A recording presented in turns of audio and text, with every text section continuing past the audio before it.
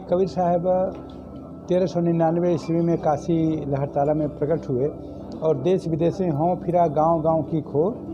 उन्होंने देश विदेश में फिरकर मनुष्य मात्र को चेताया, उन्हें आत्मज्ञान देने के लिए गली की गली खोर खोर में फिर कर उपदेश दिया। जन जन मेरा जन है एक आधे कोई, उस जन की पहचान की। तो और 1518 ईस्वी में मगहर में आकर अंतर ध्यान हुए। 1515 में आए, 3 वर्ष वहाँ रहे और जब उनका शरीर देहांत हुआ तो हिंदू मुस्लिम दोनों अनुयायी वीर सिंह द बघेल, बिजली का पठान, नवाब जो रीवा नरेश काशी नरेश थे और जो बिजली का पठान अवध उस समय जौनपुर सर्किल में था, यहाँ के नवाब थे। इन दोनों ने और हिंदू मुस्लिम ने हम जलाएंगे हम दफनाएंगे, ऐसा दोनों प्रेम करने वाले लोग थे। एक घमासान युद्ध की स्थिति आ गई। तुम खोलो पर्दा है नहीं मुर्दा जिद मिथ्या तुम कर डारी, सुन के यह बानी अचरज मानी, देख निशानी सिर मारी। आकाशवाणी हुई, ऐसा वर्णन आता है कि तुम पर्दा उठा के देखो, कबीर साहब मुर्दा नहीं है। तो उन्होंने पर्दा खोला और देखा कि वहाँ शरीर नहीं थी। तो फूल और चादर को हिंदू मुस्लिम दोनों अनुयायियों ने बांटकर वहाँ पर समाधि और मजार बनाई और वो समाधि मजार उनके प्रेम के दर्शन को व्यक्त करता है कि और हिंदू मुस्लिम समान रूप से सभी संप्रदायों के लोग समान रूप से वहाँ आते हैं, एक दूसरे पर मत्था टेकते हैं, मिलते हैं और आपस में भ्रातृ भाव का मैत्री भाव का अनुभव करते हैं। भेद से ऊपर मनुष्य का जो स्वरूप है वहाँ दिखाई पड़ता है। तो इस तरह से कबीर साहब ने जो एक भेदभाव रहित दर्शन की वो जगह है, वहाँ महामहिम राष्ट्रपति अब्दुल कलाम साहब पधारे अपने 2004 में। इसके बाद प्रधानमंत्री 2018 में 28 जून को वहाँ पधारे और उसके महत्व को देखते हुए स्वदेश दर्शन योजना में मगहर को शामिल किया। अंतर्राष्ट्रीय पर्यटन स्थल बनाने के लिए मानक बनाने के लिए आदेश किया और 53 करोड़ रुपया दिया, जिससे वहाँ के रिसर्च का केंद्र, वहाँ आध्यात्मिक सम्मेलन, वहाँ शिक्षा, कबीर की शिक्षा का प्रचार प्रसार, ग्रंथालय, संग्रहालय, सैकड़ों करोड़ की योजना है जो धीरे धीरे कार्य रूप ले रही है। वो 27 एकड़ में वो परिसर सुंदर बनाने की प्रक्रिया में है। वहाँ जो मठ है, उस मठ से कबीर साहित्य का प्रकाशन, सत्संग, विचार, आध्यात्मिक चिंतन, वहाँ पर कबीर की शिक्षाओं के पढ़ाते हुए विद्यार्थी और आध्यात्मिक लोगों अपने घर परिवार से आकर वहाँ सीख कर पढ़कर सात्विकता, रहनी गहनी और शांति के लिए, आदर्श के लिए जो आंतरिक साधना है उसे सीख कर जाते हैं और इससे समाज में एक समरसता, सद्भाव, शांति की स्थापना होती है। इस दृष्टि से वो केंद्र बहुत महत्वपूर्ण है और आने वाले लोग देश विदेश से हैं जो उस शिक्षा को लेके जाते हैं। जिस हिसाब से प्रधानमंत्री आके गए, जी, वर्तमान प्रधानमंत्री, इसके पूर्व राष्ट्रपति आकर गए, जी, तमाम सरकारें आती हो गई, उस हिसाब से डेवलप नहीं हुआ। जी, संत कबीर, हाँ, बिल्कुल डेवलप नहीं हुआ। जी, की जगह डेवलप नहीं हो पाया है, जबकि जितना अयोध्या नहीं फेमस, उससे ज़्यादा आपका संत कबीर जी पर निर्माण स्थली फेमस है, क्योंकि पूरे देश क्या विदेशों में भी उनका जी, नाम है। जी, उस हिसाब से डेवलप नहीं हो पाया है, ये बहुत विडम्बना है। जी, जी।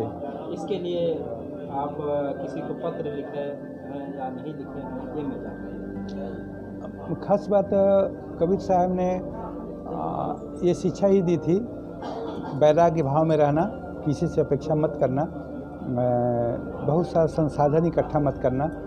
तो खास करके उनकी शिक्षाओं के अनुसार चलने के उनके संत खुद में अपने में श्रम कर रहे हैं, साधना कर रहे हैं और संसाधनों का बहुत संग्रह। लेकिन अब समय के साथ आवश्यकताएं हो गई, पर्यटक आते हैं, लोग आते हैं, उनके रहने खाने की व्यवस्था, उन्हें अच्छी शिक्षा, उनके दर्शन, उनके विचार, उनके जानने के लिए ग्रंथालय, संग्रहालय आदि जो प्रमुख आवश्यकता है ये होना चाहिए।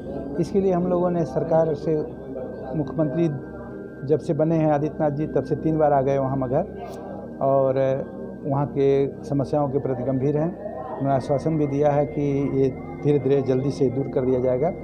प्रमुख सचिव अभी आए थे।